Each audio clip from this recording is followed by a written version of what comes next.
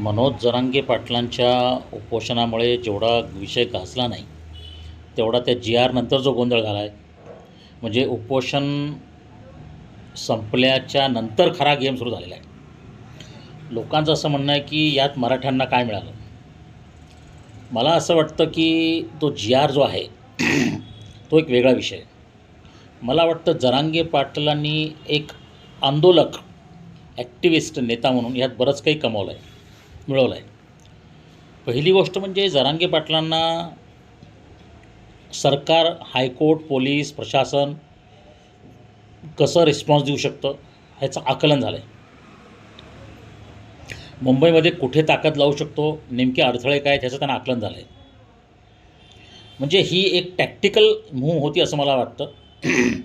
आणि जरांगे पाटील हे जरी फार उच्च शिक्षित नसले तरी एक ग्रामीण शहाणपण त्यांच्याकडे आहे आणि एक अनुभव आलेला आहे. आता 2 वर्षाच्या फाईटनंतर कसं टॅकल करायचं परिस्थितीला. तर जरांगे पाटलांच्या पॉईंट ऑफ व्ह्यूनी, त्यांच्या माइंडचा जो अभ्यास आहे, त्यांच्या मनाचा जर अभ्यास मी समजून घेतला तर मला असं वाटतं की he has learn something. Also he has given some messages to the government. दुसरं, आपले कार्यकर्ते किती कंट्रोलमध्ये राहू शकतात, परिस्थिती कशी नियंत्रणाबाहेर जाऊ शकते, सरकार कसं घोळ करतं, हे त्यांच्या आंदोलकांना, समाजाला दाखवण्यात ते यशस्वी झालेले आहेत. तर जरांगे पाटलांचा सक्सेस आहे ना, हे त्या GR भोवती नाही आहे. तो गॅझेट, तो GR, तो टेक्निकल आहे, सरकारने फसवलं आहे असं मी बघत नाही आहे. जरांगे कसं असतं, कोणतंही युद्ध, कोणती लढाई, म्हणजे एक नानासाहेब पेशवेंच्या काळातलं हे एक हे आहे की ते तुरुंगात असतात कोणीतरी, म्हणजे पेशवेंपैकी. तर त्यांना तो फडणवीस, का तेव्हाचे फडणवीस ते असं सांगतात की नाना 2 घरं मागे घ्या. कधी कधी यशस्वी माघारी सक्सेसफुल असते.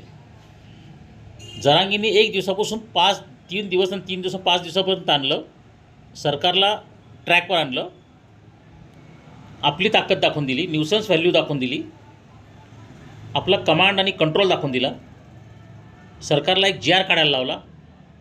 सुरुवातीला सरकार हे सगळं करायला काही तयार नव्हतं. एकीकडे लॉ अँड ऑर्डरला कॉपरेट केलं, अननेसेसरी जे एलिमेंट्स आपल्या आतमध्ये येतात त्यांना कंट्रोल केलं.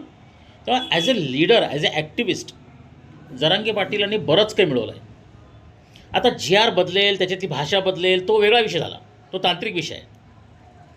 पण ॲज अ सोशल ॲक्टिविस्ट, जसं मी अण्णा हजारेंचा अभ्यास केला, अनेकांचा मी अभ्यास केला, खैरनारांचा अभ्यास केला, 30 वर्ष 35 वर्ष मी अनेक सोशल ॲक्टिव्हिस्ट बघतोय. तर जरांगे पाटील यांनी बऱ्यापैकी अचिव्हमेंट केलेली आहे असं माझं मत झालं आहे.